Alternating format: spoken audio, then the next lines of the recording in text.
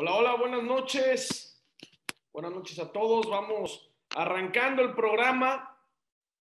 También nos vamos a lanzar directamente en Facebook. Vamos a estar totalmente en Facebook a través de la página Yo Soy Médico 17, a quien le agradezco nos preste el espacio, nos preste la página para llegar a más y más personas. Bienvenidos a La Voz del Residente, hoy jueves de ortopedia y traumatología. Tenemos un caso clínico. Tenemos el caso clínico del síndrome compartimental en paciente con osteogénesis imperfecta. Esto de la mano del doctor Daniel García Velasco.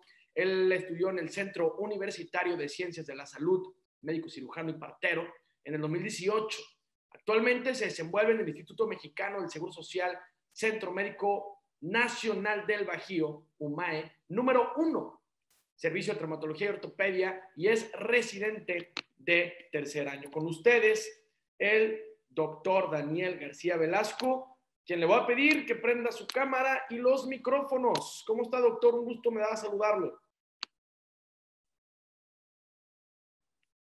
Hola, hola, ¿está por ahí?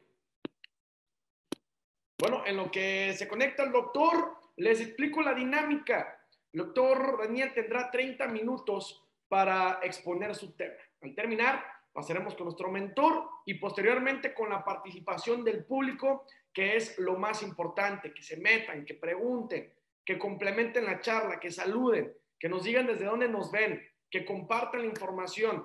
Vamos a ir con ustedes, así que, por favor, los del Facebook, a través del chat, a través de la opción de comentar, nos pueden hacer llegar sus comentarios, preguntas, dudas y saludos. Y los del Zoom, a través del icono del chat o del preguntas y respuestas, pueden poner ahí, expresar sus opiniones, comentarios, saludos, preguntas, dudas, lo que sea.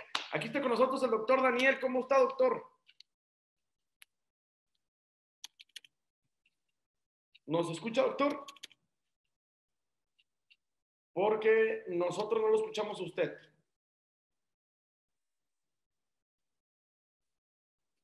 Creo que tenemos un problema ahí con el audio, pero bueno, invitamos al público, vamos a ir mandando saludos a la gente que le vaya dando like al en vivo, que estamos a través de la página Yo Soy Médico 17, a través de Facebook, a la gente que le vaya dando like, le vamos mandando saludos también a la gente del Zoom, como Guillermo Lamadrid, quien ya se está haciendo presente a través del Facebook. Le mandamos un saludo también a Nora Casillas, que llegó puntualita, Nora Casillas, también Luis Pérez, Lili Ruz, le mandamos un saludo. Díganos desde dónde nos ven, que nos digan desde dónde nos ven.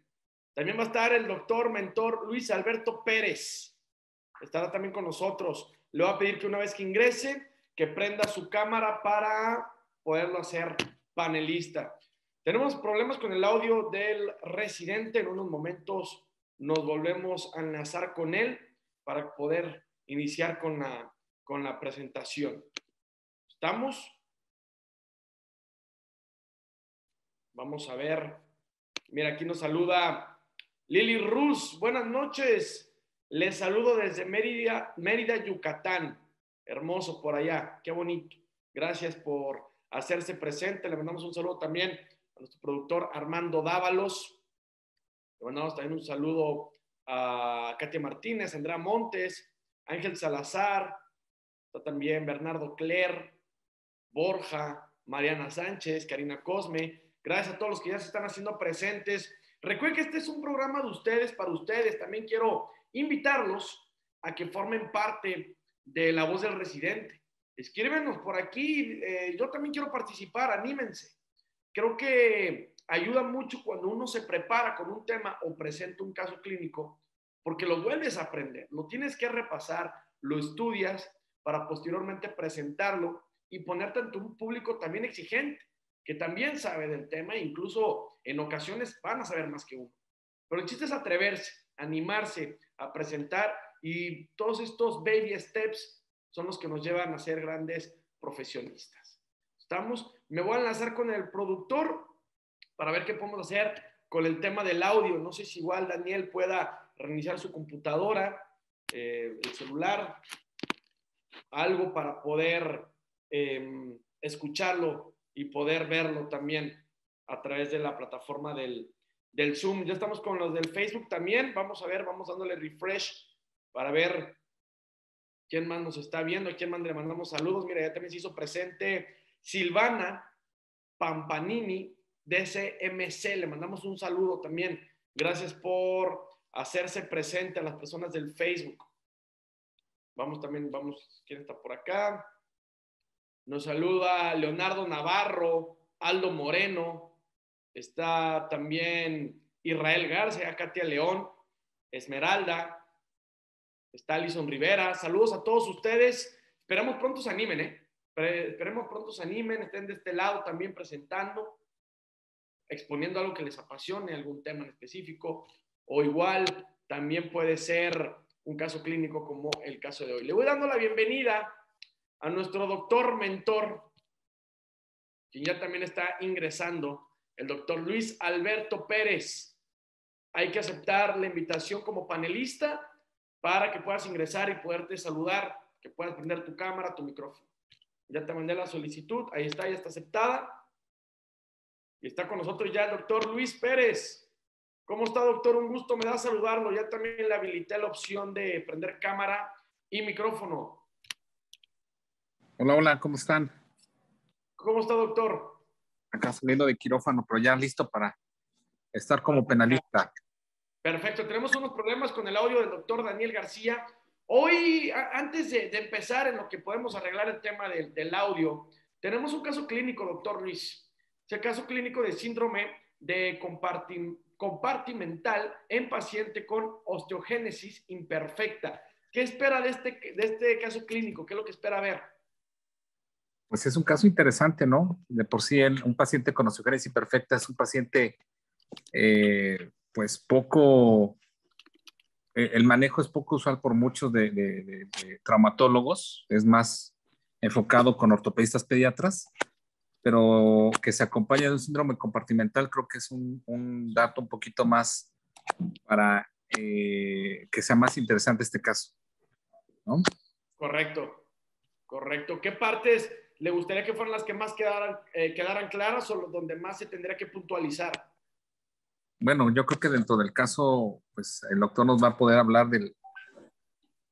pues, el origen de la fractura. Bueno, nos va a hablar un poco acerca de la fisiopatología, probablemente de la osteogénesis imperfecta, el tipo de hueso que se fracturó, que yo creo que hace una extremidad, y lo que conllevó a ese síndrome compartimental y cómo lo pudieron resolver, ¿no? Ya Correcto. que un síndrome compartimental es de las pocas urgencias en ortopedia y traumatología que necesitan un tratamiento inmediato, ¿no? Porque puede perder la extremidad de esa persona. Fíjate las consecuencias que puede tener el no accionar de manera puntual y rápida. Exactamente, si no actuamos rápido y si no diagnosticamos rápido un síndrome compartimental y más en estos pacientes con osteogénesis imperfecta es muy, muy, pues podría terminar en un caso fatal, ¿no? Que pierda totalmente la extremidad de ese paciente.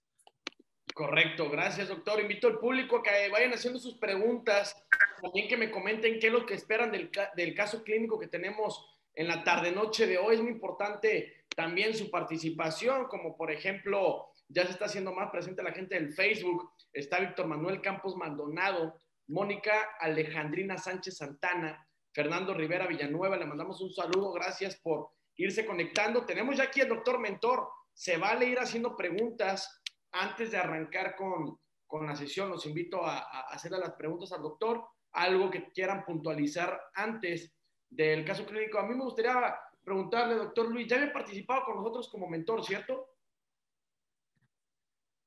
Claro, gracias nuevamente por la invitación, ¿no? La tercera vez que puedo estar compartiendo algunas experiencias y algunos momentos con ustedes. Y Correcto. nuevamente gracias por la invitación. No, gracias por estar con nosotros. También preguntarle, y esto ya es más a título personal, ¿cómo ven las nuevas generaciones y qué le diría a los R1, los que van a empezar?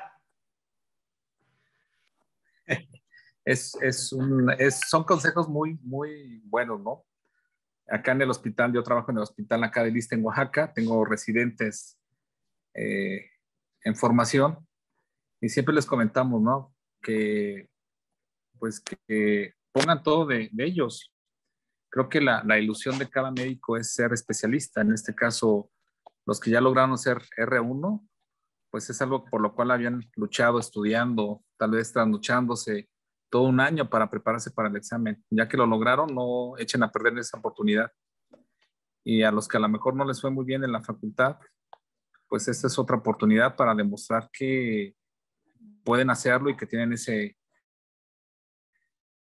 esa necesidad de poder especializarse, y ya que en nuestro país hace falta mucho por hacer en cuanto a la medicina con especialistas, pues hay que aprovechar esa situación.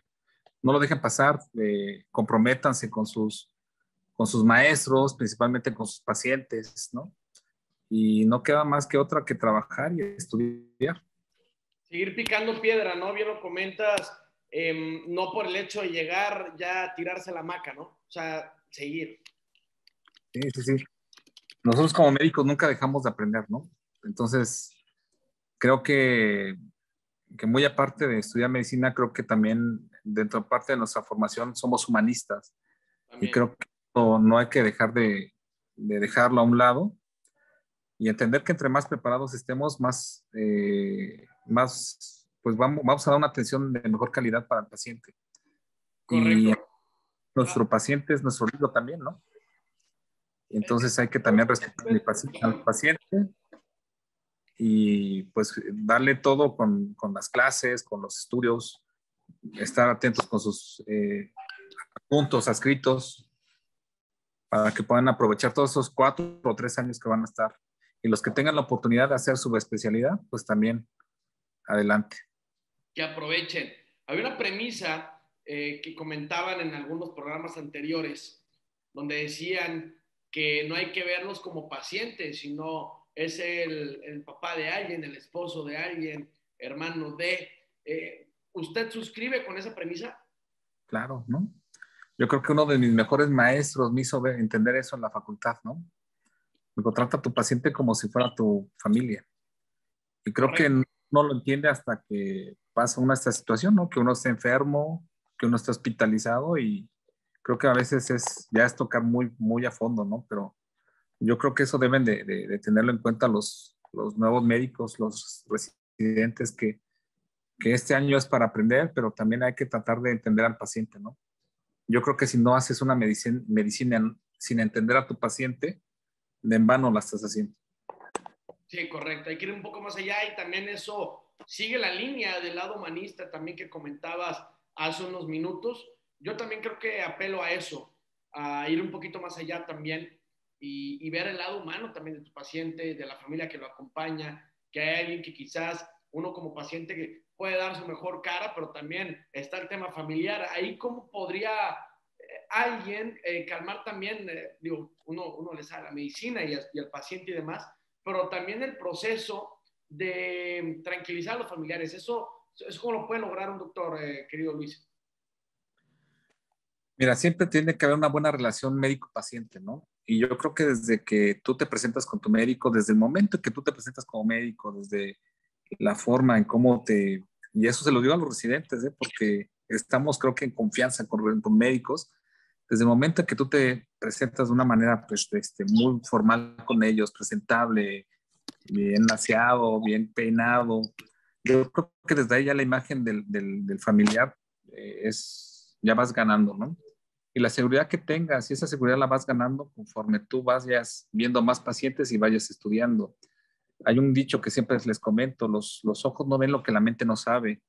Y si tú no sabes lo que tiene tu paciente y el familiar o el mismo paciente ve que tú dudas, desde ahí no va a haber una buena relación médico-paciente. Entonces, sí está bien que están en formación, pero para eso están, ¿no? Para eso están, para poder aprender, no solamente de los libros, también van a aprender del trato de que les dan sus escritos a los pacientes, inclusive de enfermería, ¿no? Saber tomarle ahí ciertos, pues, tips que el personal de enfermería hace con los pacientes, ¿no? Y créanme que después la gratificación va a ser mucha cuando ustedes vean que un paciente sale del hospital ya bien, que logró recuperarse, créanme que eso es muy, muy satisfactorio como médico. Y creo que eso es lo que la gran mayoría de nosotros como médicos, lo que estamos buscando, ¿no? Que el paciente vaya saliendo bien de todos sus problemas físicos que tenga, y la satisfacción para nosotros es mucha.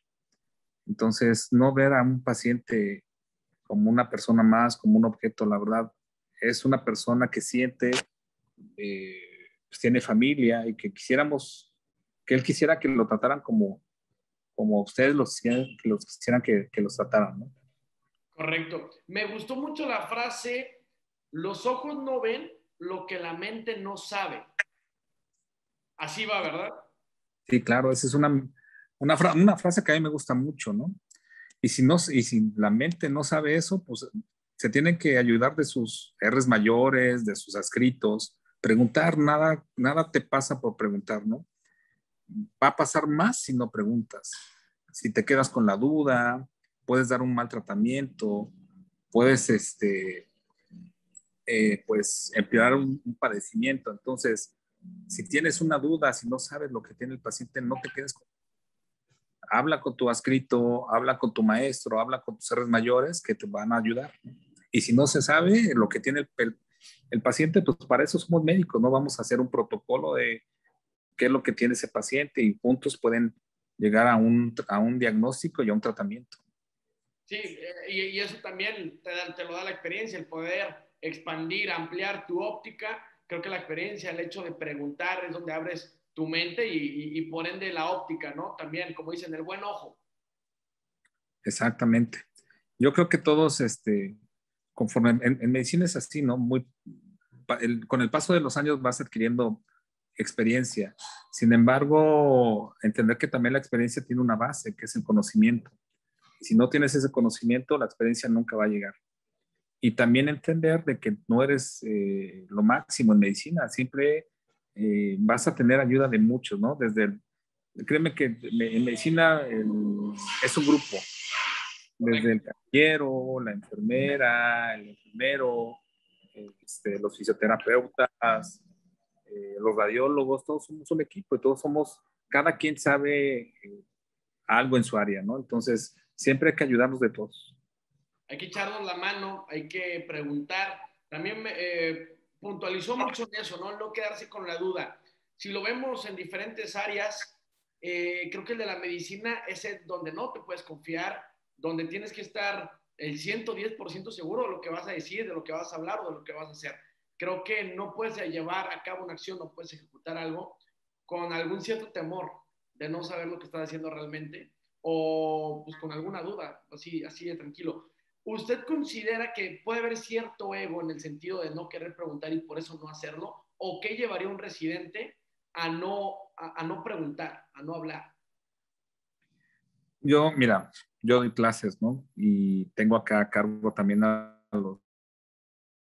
Siempre que yo doy una plática o doy una clase, les digo dudas, y cuando no preguntan, les digo, hay dos cosas: o estudiaron muy bien, o no leyeron, o no estudiaron, no tienen ninguna duda. Entonces yo creo que no está mal preguntar, ¿eh? Las dudas, inclusive las dudas hacen que aprendas más, ¿no? Yo creo que no se deben de cohibir. R1, yo creo que hay mucha estimación de que el R1 es muy pesado, sí lo sé que es muy pesado. Tienes la carga de muchos residentes que están arriba de ti, de tus escritos, tienes mucho trabajo, pero creo que para eso están, o sea, creo que las dudas siempre hay que preguntarlas. Hay egos, cada residente tiene personalidades diferentes, hay unos que tienen el ego muy alto, ¿sale? Y son personalidades que hay. Y aunque no lo crean, nosotros como sus maestros o escritos sabemos cómo son cada uno de ustedes. Entonces, hay que hacer ese ego un poquito más abajo, hay que ser humildes, creo. La humildad creo que es la base de todo para que tú puedas Crecer. retener todo, ¿no? Y yo creo que esos 4 años, créanme que después se les va a hacer muy, muy poco. Entonces traten de aprovecharlo y créanme que las dudas no les dé miedo, créanme que para eso estamos, ¿no? No, Entonces, y a cualquier edad, uno, bien lo comentabas, no deja de aprender nunca, independientemente de los años de experiencia. la edad que uno tenga, uno tiene que estar también abierto a los otros tipos de posibilidades. Ya ahorita confirmándonos, y para ir ya a modo de introducción, me acaban de confirmar que el doctor entrará entre 3 y 5 minutos, es un cambio de equipo para poder presentar, y nos piden ir dando la introducción, mi querido Luis, no sé si la quieras dar respecto al caso clínico que tenemos. Claro, bueno, pues van a entender que la osteogénesis imperfecta, pues, es un problema genético. Hay una alteración en la colágena, en una parte de que está hecha los huesos, y lo que hace es que ese colágeno está mal formado, tiene unas malas alineaciones en el hueso, y eso es lo que hace que no tenga una resistencia como un hueso normal. Por eso es que los huesos de los pacientes con osteogénesis imperfecta se fracturan, ¿no? Y estos pequeños, cuando se diagnostican desde pequeñitos, que tienen ciertas características clínicas, pues bueno, hay que tener mucho cuidado y hay que dar un plan de tratamiento con familia, ¿no? Y es un tratamiento en conjunto, como he dicho, de muchos especialistas, desde el ortopedista, el genetista, el pediatra, el fisioterapeuta, el oftalmólogo, el odontólogo. Es un paciente que necesita muchas especialidades para que llegue a una buena calidad de vida. Pero en realidad entramos más en lleno nosotros como ortopedistas y traumatólogos, porque estos pacientes se fracturan a cada rato. Y las consecuencias que nos dan estos pacientes es que nos empiezan a dar deformidades angulares, ¿no? Empiezan a chocarse sus huesos. Esas deformidades angulares pueden ser incapacitantes con el tiempo, ¿no? Actualmente, afortunadamente, hay tratamientos que podemos prevenir ese tipo de deformidades angulares, pero seguimos teniendo en nuestra comunidad y en nuestro país muchos pacientes que no tienen esa posibilidad de tratamientos preventivos para que no se presenten esas deformidades, e incluso un paciente puede perder potencial de marcha. Pueden quedarse en silla de ruedas, ¿no? Y actualmente hay protocolos de terapia física, hay protocolos con clavos intramedulares que hacen que no se vayan deformando y que no pierdan esa capacidad de marcha, ese potencial de marcha. Y son pacientes que los vamos a ver a cada rato en urgencias. ¿Por qué? Porque se están fracturando a cada rato. Y si un paciente que no tenga una patología de base como osteogénesis imperfecta tiene pues, una posibilidad de presentar un síndrome compartimental, pues con mucho más razón estos pacientes que están fracturando a cada rato. Entonces, a mí se me hace muy interesante el caso que va a presentar el doctor, y pues vamos a ver, ¿no? La verdad, porque estos pacientes, pues bueno, vuelvo a insistir, tienen una calidad de vida buena siempre y cuando se traten, ¿no? Hay medicamentos que se les puede dar, cirugías que se les pueden ofrecer, terapia física que es muy importante, ¿no? Correcto. Muchísimas gracias por la introducción. Ya tenemos aquí de regreso al doctor Daniel García Velasco, que ya va a estar con nosotros. Lo estoy haciendo en estos momentos coanfitrión para que pueda compartir su pantalla, su micrófono. Y ahora sí, que todo suyo el público que muy amablemente nos ha esperado. Les agradecemos el favor de su atención, tanto los del Facebook como los del Zoom. Ya estás aquí con nosotros, doctor Daniel. ¿Puedes aceptar la invitación a panelista?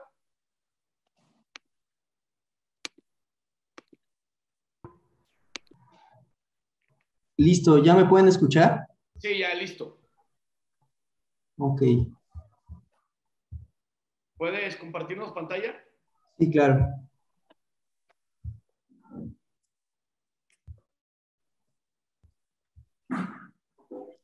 Perfecto.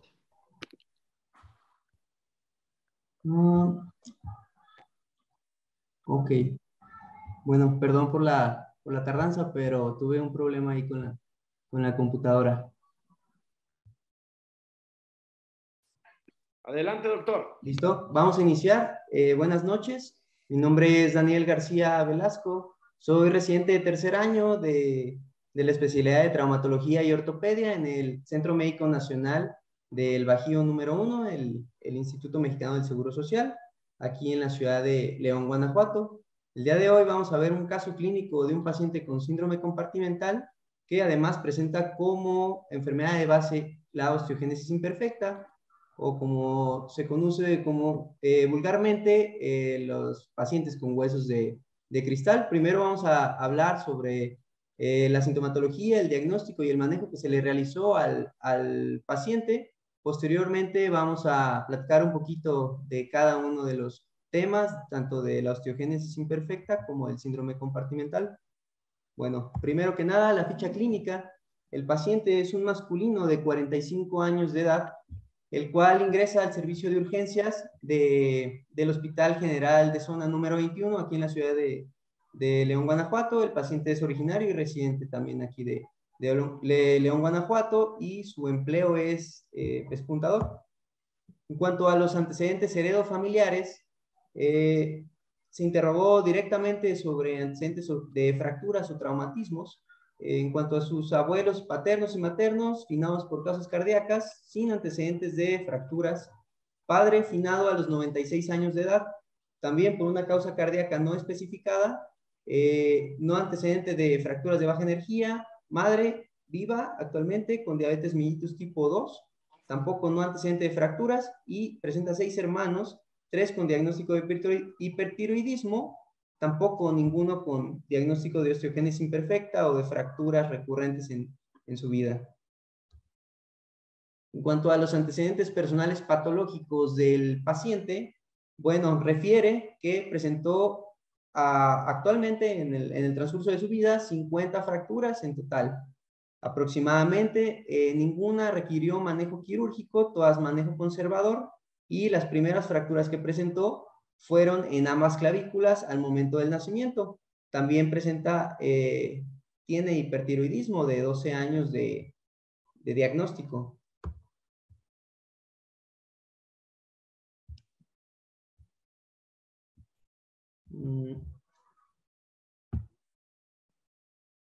En cuanto a su patología, le diagnosticaron osteogénesis imperfecta en 1987. Fue el primer caso aquí en la ciudad de León, Guanajuato. El diagnóstico se realizó aproximadamente a los 10 años, refiere el paciente. ¿Esto por qué? Porque inició con talla baja y además de una dismetría en las extremidades inferiores, así como una deformidad evidente en el fémur izquierdo, por lo que se realizó una biopsia del mismo, del nivel donde estaba la deformidad. Se envió el estudio de histopatología y diagnosticaron tipo 3 de osteogénesis imperfecta. Más adelante vamos a hablar un poquito sobre los tipos que hay. El paciente, a partir de los 16 años, dejó de caminar, utiliza muletas para poder trasladarse, nunca recibió tratamiento médico. Su padecimiento lo inicia el 19 de abril del 2022, aproximadamente a las 7:30 de la noche, mientras se encontraba trabajando. Sufre un mecanismo de lesión de una contusión directa sobre su hemicuerpo izquierdo, principalmente sobre el antebrazo, posterior a una caída de su propio plano de sustentación. Hay que recalcar aquí que el paciente en realidad no es muy alto, mide aproximadamente unos 20 centímetros, entonces pues fue una caída de una distancia baja. Presentó los primeros síntomas: dolor, palidez y flictenas. Acude al área de urgencias del hospital aproximadamente a las 9 de la noche. Y bueno, clínicamente tenemos estas imágenes. El paciente presenta las características típicas de los pacientes con osteogénesis imperfecta. Como podemos ver en las extremidades inferiores, la deformidad pues evidente, talla baja, un antecurvato muy importante de la tibia izquierda, así como en el codo derecho, en la imagen de la derecha, pues la deformidad evidente. Y pues las escleróticas azules, común en este tipo de pacientes. Llega con el antebrazo así, presentando flictenas, estaba con mucho dolor a la movilización, a la extensión tanto del codo como de la muñeca.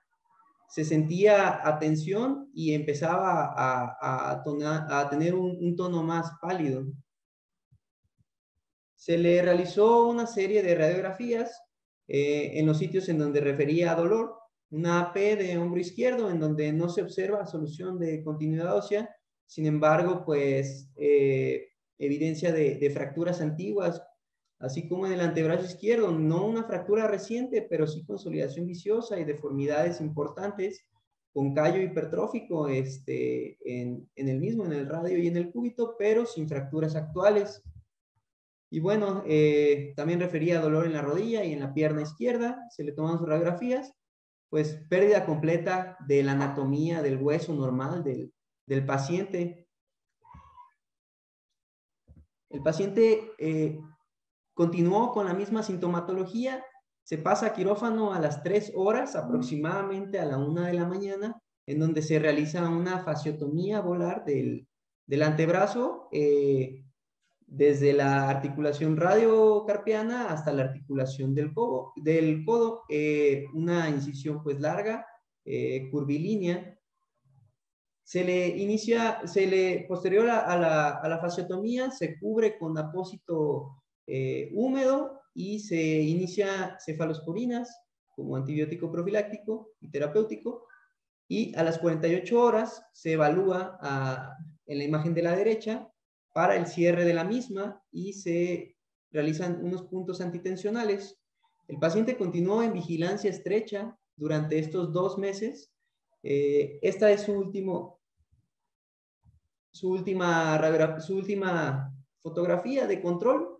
Después de 2 meses, pues la herida prácticamente ya está cicatrizada con tejido de granulación y pues cerrada por completo. Y bueno, el paciente ha evolucionado bien hasta la actualidad. Ahora vamos a hablar un poquito de los temas de osteogénesis imperfecta y de síndrome compartimental. Iniciando con la osteogénesis imperfecta, vamos a tener que este es un desorden genético que nos va a causar una displasia en donde se va a incrementar la fragilidad ósea, así como va a favorecer una densidad ósea pues menor a la de un hueso normal. El modo de herencia común de este tipo de enfermedad es la autosómica dominante. Esto quiere decir que cualquiera de los papás puede portar el gen de la enfermedad y con eso transmitirlo a los hijos con un 50% de probabilidad de presentar la enfermedad. La normalidad es un defecto en la formación del colágeno tipo 1, como ya dijimos, nos va a dar fragilidad ósea, y es una enfermedad pues en realidad extraña, una enfermedad rara con una incidencia de 1 por cada 20,000 nacidos, esta bibliografía de Estados Unidos. Bueno, una imagen solamente representativa del modo de herencia autosómico dominante, en donde solamente se necesita un gen afectado para poder transmitir la enfermedad al niño. Entonces tenemos un 50% de probabilidad de que los hijos de los pacientes con osteogénesis imperfecta pues presenten la misma. En cuanto a la fisiopatología, hay que recordar que el colágeno tipo 1 es el principal componente del tejido conectivo de la matriz extracelular. Esta va a estar secretada o formada por los fibroblastos a través de y los osteoblastos también a través de su retículo endoplásmico. Va a estar estimulado por estos 2 genes principalmente, que son los que más se han relacionado con la enfermedad, el COL1A1 y el COL1A2. Estos van a ser precursores del procolágeno, que posteriormente se va a convertir en colágeno. Y bueno, al haber esta alteración en los genes, no va a haber adecuado colágeno o va a estar disminuido en cantidad. Esto nos va a producir que el hueso pierda elasticidad y flexibilidad. Otra de las funciones del colágeno tipo 1 es estimular a los osteoblastos. Entonces, si no se estimula al osteoblasto, no va a haber tanta matriz y el hueso pues va a estar más poroso, más delgado, más frágil. Y bueno, otra vez, la alteración es principalmente en los genes COL1A1 y COL1A2. El colágeno tiene 2 cadenas alfa. Si es un defecto cuantitativo, es cuando están afectadas las 2 cadenas. Si solo hay afección de una cadena, pues va a ser un defecto cualitativo. Entonces van a ser síndromes con menos síntomas. una imagen representativa. A la izquierda, un hueso normal en donde la cortical y el hueso trabecular es más ancho que en el de la derecha, en donde el paciente con osteogénesis presenta menos densidad ósea. Y bueno, una tablita aquí, pues no detenernos a leerla, pero para saber que no solo el COL1A y el COL1A2 están involucrados con la osteogénesis imperfecta, solamente, o bueno, la mayoría, en el 85 al 95% se desarrolla, pero hay otro tipo de genes también involucrados que todavía no han sido tan estudiados. Clínicamente, el paciente con osteogénesis imperfecta, bueno, de acuerdo al tipo, va a presentar ciertos síntomas o signos. Uno de los más característicos, pues son los ojos azules, las escleróticas azules, la dentinogénesis imperfecta. Van a presentar deformidades evidentes, acortamiento de las extremidades, talla baja. Es característico el tórax en forma de barril y pues obviamente fracturas con traumatismos de baja energía. En 1979, el doctor Silence, un genetista australiano, desarrolló una clasificación, le llamó la clasificación de Silence para la osteogénesis imperfecta. Al inicio describió desde el tipo 1 hasta el tipo 4, ya posteriormente se han ido agregando distintos tipos, pero del 1 al 4 son los más comunes o los más estudiados actualmente. El tipo 1 en realidad es un defecto cuantitativo en donde no hay gran deformidad. En realidad el paciente presenta una talla normal, puede presentar fracturas, sin embargo, con traumatismos no tan de baja energía. Y bueno, lo característico aquí es que estos pacientes son los que más presentan la esclera azul. El tipo 2 se presenta en el periodo perinatal y este regularmente es mortal. Los pacientes no llegan a sobrevivir, se fracturan huesos del cráneo, del tórax, demás, cuando pasan por el canal de parto. El tipo 3, que es el que presenta el paciente, es una deformidad severa. Típicamente son de talla baja, tienen la facies triangular, característica de estos pacientes de osteogénesis imperfecta. Pueden presentar escoliosis y la esclera puede ser azul o puede ser grisácea, así como también presentan dentinogénesis imperfecta y pues fracturas con traumatismos de baja energía. Tipo 4 es similar al tipo 3, sin embargo es más moderado, no presentan fracturas con tanta frecuencia como el tipo 3. Y bueno, el resto ya no es tan estudiado y es una combinación de todos los síntomas. En cuanto al diagnóstico, tenemos que hacer una buena historia clínica, preguntar a los familiares del paciente si sospechamos de la enfermedad, si es que alguien de la familia la presenta. Clínicamente, pues el paciente tiene datos que nos pueden orientar al diagnóstico. Radiográficamente, a lo mejor al inicio no, pero posteriormente, al consolidar fracturas, pues vamos a ver pues un callo óseo hipertrófico común en la osteogénesis imperfecta, así como pues deformidades evidentes. La citogenética, las biopsias de hueso nos ayudan principalmente para definir el tipo de acuerdo a la clasificación de Silence que está presentando nuestro paciente. Y bueno, ya últimamente hay técnicas más actuales para el diagnóstico, incluso antes de que nazca el bebé, que son con ultrasonidos en el segundo trimestre, ultrasonidos prenatales, en donde se toma la longitud del fémur como un parámetro para pues sospechar de este síndrome. Claro, siempre preguntar por la herencia, eso es lo más importante. Y si el paciente tiene herencia o algún familiar presentó la enfermedad, ultrasonográficamente en el periodo prenatal tiene acortamiento del fémur o de otros huesos, pues está indicado realizar una amniocentesis para un diagnóstico más certero. Sin embargo, pues no es de rutina como tal. En cuanto al tratamiento, el tratamiento es multidisciplinar, son 4 pilares principales. El tratamiento médico, el más importante, iniciar con bifosfonatos, estos pues recordando que son inhibidores de los osteoclastos, entonces van a inhibir la resorción ósea, van a impedir que el calcio salga a la circulación, se va a quedar en el hueso para intentar fortalecer el mismo. Los principales son el pamidronato y el ácido zoledrónico actualmente, y se pueden indicar desde que son pacientes pediátricos, antes de la maduración ósea, para evitar así deformidades evidentes. Y bueno, como vamos a inhibir a los osteoclastos, tenemos que dar también calcio complementario. Otro pilar importante es la rehabilitación. Y bueno, ya el manejo quirúrgico depende del tipo de fractura. Ahorita hay algunos clavos centromedulares, se llaman Fassier-Duval, que son telescopados para el crecimiento guiado, o también en algunos tipos de fracturas de huesos largos de estos pacientes. Y obviamente el manejo psicológico, ya que pues es una enfermedad poco frecuente. Y hablando un poquito del síndrome compartimental, vamos a tener que el síndrome compartimental es una situación, un conflicto entre un continente y un contenido, entendiendo por continente los compartimentos. En este caso, los compartimentos del antebrazo que presentábamos en los pacientes. Sin embargo, pues puede presentar alteración en cualquiera de las extremidades. Y el contenido, pues lo que hay dentro, ¿no? Los músculos y las demás estructuras, tejidos blandos que están en ellos. En el síndrome compartimental va a haber una elevación de la presión que nos va a dar por consiguiente una reducción de la perfusión capilar.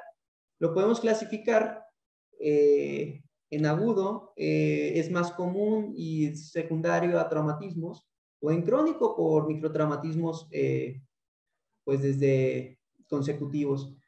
La reducción en la perfusión capilar nos va a dar por consiguiente una lesión muscular y lesión nerviosa, que es lo que más tememos en este tipo de síndrome.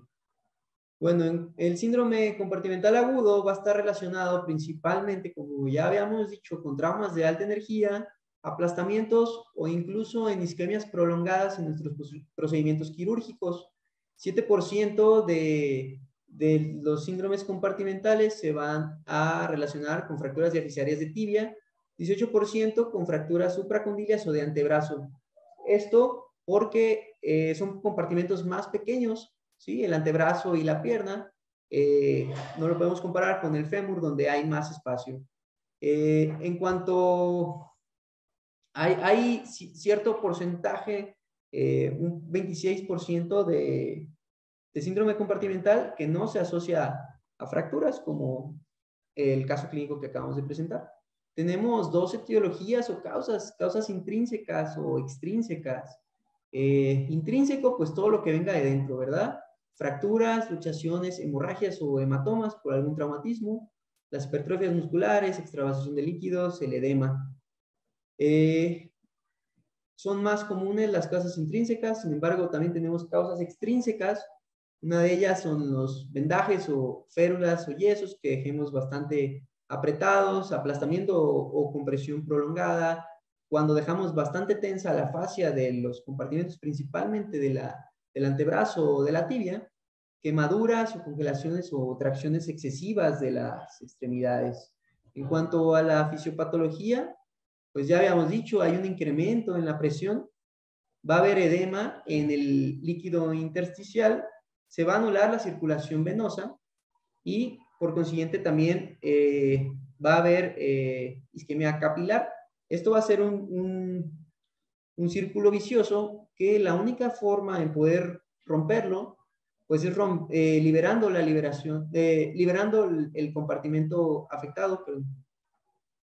Si no rompemos este círculo vicioso, es común o va a causar una isquemia y una necrosis del tejido afectado.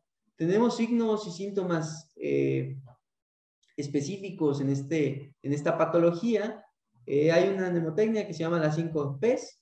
La primera P es pain, de dolor. Este es el primer signo que va a aparecer y es un dolor desproporcional al traumatismo sufrido y principalmente se da con la extensión pasiva de la extremidad afectada. Se dice que se da en la primera hora del traumatismo. El siguiente es la palidez, aproximadamente entre las 2 y las 4 horas de sufrir el traumatismo. Posteriormente, la ausencia de pulsos, también 2 a 4 horas. Y parestesias, 4 a 6 horas, se dice que a partir de las 4 a 6 horas, el daño ya puede ser irreversible. Cuando existe una parálisis, regularmente es hasta las 6 o las 8 horas. Entonces hay que actuar antes de que se presente un daño nervioso.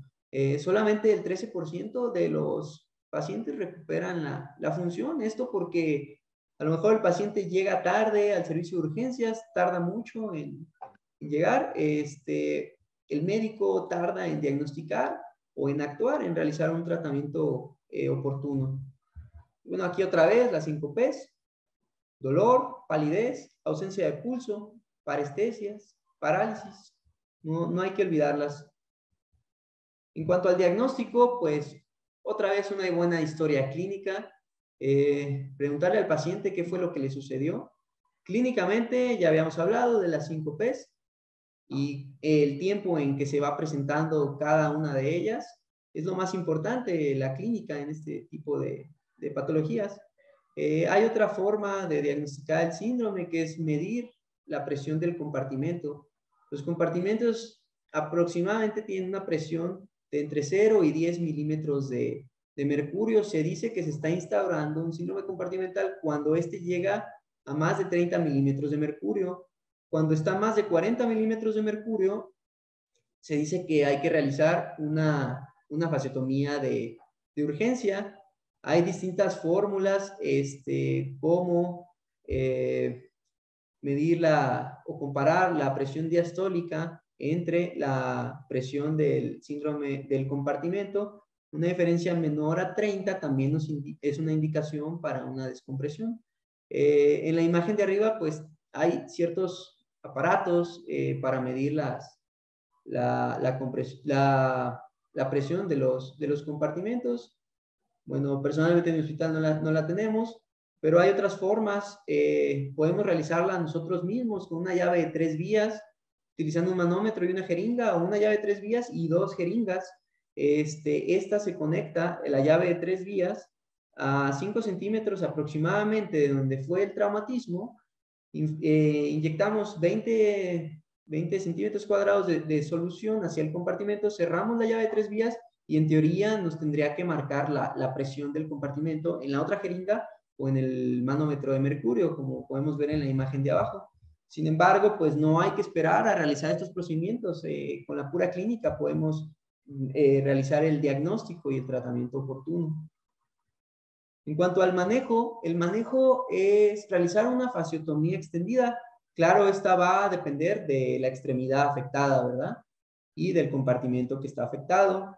El punto de la fasciotomía es liberar completamente los músculos, así como de retirar el tejido desvitalizado, cubrir las heridas con apósitos estériles y húmedos hasta la nueva valoración, que será en 48 horas, para revisar la fasciotomía y considerar el cierre del mismo. Bueno, aquí tenemos una imagen a la derecha, una fasciotomía del antebrazo en la cara volar. Otra vez una incisión curvilínea que va de proximal a distal. Proximal en la cara antecubital. Nos vamos a curvear un poco hacia el radio y vamos a regresar otra vez más o menos a nivel del túnel del carpo. Bueno, pues es la incisión que se realizó en el paciente, liberando así los 3 compartimentos del antebrazo, que suelen estar unidos por una sola fascia. Entonces, con una sola incisión podemos liberar toda la tensión. Otra imagen, mismo paciente. En cuanto al manejo postquirúrgico, después de realizar la fasciotomía, hay que revisarla a las 48 horas. Hay distintas formas del cierre de la herida. La más usada pues son las aposiciones cutáneas o las técnicas en cordón de zapato, en donde podemos ver aquí en las imágenes, en el borde de la herida quirúrgica se colocan grapas, y estas grapas se van a unir en forma de agujeta de zapato con un material llamado Silastic. Va a ser, pues se va a poder estirar. Entonces vamos a poder hacer el cierre de la herida conforme la piel nos vaya dando la pauta. hasta llegar al cierre completo de la misma. Otra opción para el cierre de la herida es por segunda intención. Pues aquí tardaría un poco más. También podemos utilizar los sistemas de presión negativa, como son pues, los sistemas BAC, incluso injertos cutáneos, y como ya habíamos dicho, las cefalosporinas son los antibióticos de elección para este tipo de pacientes. Bueno, aquí tenemos otra imagen de una técnica de cierre continuo de la fasciotomía. En cuanto a las complicaciones o lo más temido en este tipo de patología es la necrosis completa de los tejidos blandos, en donde el paciente, ya el doctor había mencionado, puede perder incluso la extremidad. Otra de las complicaciones pues, es la contractura de Volkmann. Esta es causada por una isquemia prolongada en donde hay necrosis músculo-nerviosa y, como podemos ver en la imagen de abajo, la mano permanece rígida en flexión contracturada.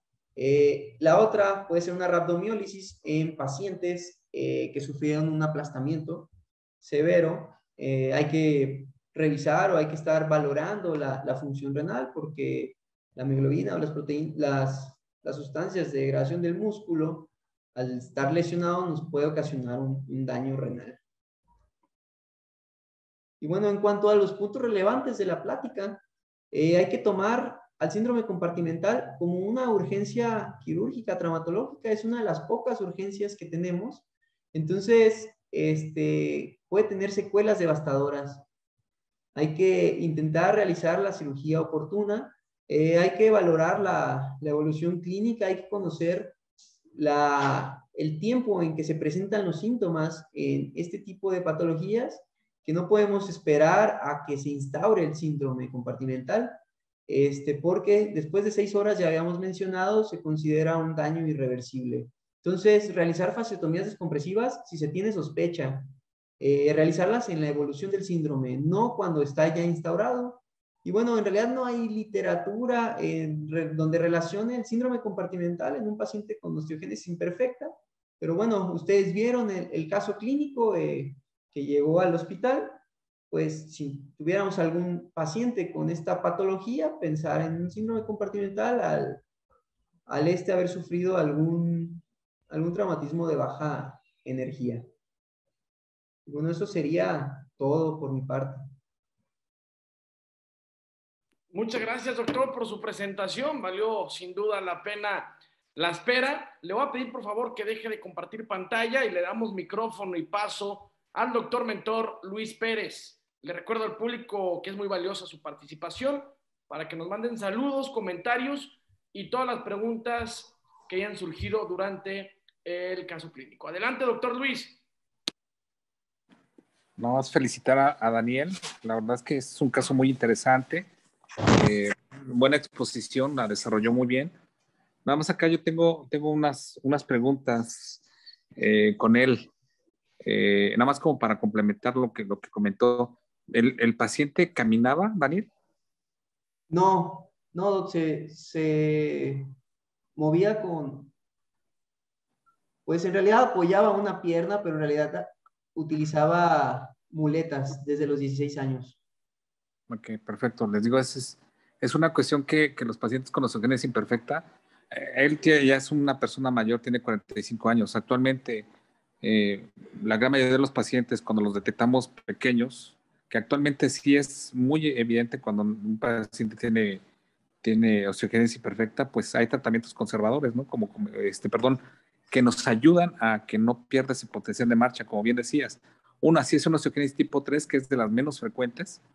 Si de por sí osteogénesis imperfecta es poco frecuente, la tipo 3 es más difícil de encontrarlos, Doctor, pero ¿puede prender actualmente su cámara, por podemos, favor? ok, También del doctor Daniel García, porfa. Gracias. actualmente tenemos, como bien dijiste, tratamientos como los clavos telescopados, ¿no? El más común y más que conocemos es el Fastier Duval, que eso nos ayudan como un tutor intraóseo que hace que no se deformen los pacientes, ¿no? Otra pregunta que tengo para ti, Daniel. ¿La fasciotomía lo hizo el servicio de trauma solo o se ayudó con cirugía plástica? No, lo hicimos nosotros, el servicio de traumatología. El seguimiento sí ya fue por la consulta del servicio de cirugía plástica. Para el cierre. Para el cierre continuo, sí. Pero la Perfecto. fasciotomía la realizamos nosotros y el cierre a las 48 horas también lo realizó el servicio de cirugía plástica. Perfecto. Como bien dijiste, es una de las pocas urgencias que tenemos que de verdad, si no actuamos rápido, y eso también es para el servicio de anestesio, ¿no? Es un paciente que cuando le presentamos al servicio de anestesiología, que es un síndrome compartimental, es una urgencia que tiene que entrar lo más pronto posible. No hay de que pasa primero la cesárea porque es primordial o algo así. Es un paciente que tiene que entrar porque si no va a perder la extremidad. Sí, Y claro. como bien dicen, ¿no? Y lo que comentábamos hace rato, nosotros podemos hacer el cierre, sí lo podemos hacer, pero si tenemos falta de experiencia en cierres, colgajos,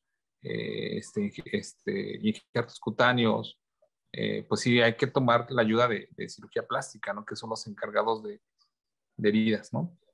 Sí, Vamos, sí pero en tenemos la realidad opción. créeme que te felicito, Daniel, y yo creo que es un caso que inclusive lo podías publicar, ¿eh? Porque como bien dices, o sea, no hay literatura, por eso me llama mucho la atención tu caso.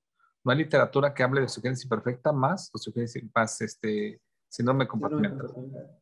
Sí. Pues felicidades. Y nada más hacer Gracias, otra doctor. mención, como pusiste ahí las placas, las radiografías, deformidades angulares por donde quiera, ¿no? Por Deformidades donde angulares. quiera. Sí, perdió la anatomía por completo. Exacto. Pues felicidades, Daniel. Gracias, doc. Muchas gracias a ambos por el favor de estar aquí, de presentar. Le mando felicitaciones a título personal al doctor Daniel García por la presentación. Valió la pena la espera, como lo mencioné. Gracias al doctor Luis Pérez por mentorearnos. Hay felicitaciones en el Facebook por parte de Marian Beisol, Leo Lázaro, Evangelina Chávez Magdaleno, Ángela Rojas, Iván Guerrero, está Judith Popoca, Víctor Manuel Campos Maldonado. Entonces te mandan felicitar mediante reacciones en el Facebook, que estamos totalmente en vivo a través de la página Yo Soy Médico 17. También dice, bueno, no logro ver el nombre, pero dice, el doctor residente, bueno, no era un comentario que nos habían puesto aquí, X, dice espectador anónimo, felicidades al doctor Daniel. Pues muchas gracias, Daniel, Gracias. por prepararte, por presentar, por ponerte ante un público que también, como lo mencionaba, quizás sepan más que uno, pero hay que tener la humildad de llegar a exponer un caso clínico y exponerte a las preguntas que te puedan hacer. También eso se requieren agallas. Te felicito, doctor Daniel. Doctor Luis, te Gracias. agradezco nuevamente que nos hayas acompañado en la mentoría de esta sesión. Nos despedimos, siguen en sintonía de la voz del Estar con residente. usted. Adelante, doctor Luis. Siempre es un placer estar con ustedes. Ya van Muchas varias gracias, un placer que me nuestro. invitan. Es muy bueno estar también con ustedes. Muchas gracias, doctor Luis. Nos despedimos. Muchas gracias a todos por acompañarnos hasta 3 minutos antes de las 9. Muchas gracias por el favor de su atención y quédense en sintonía de la voz del residente. Nos vamos. Muchas gracias. Gracias.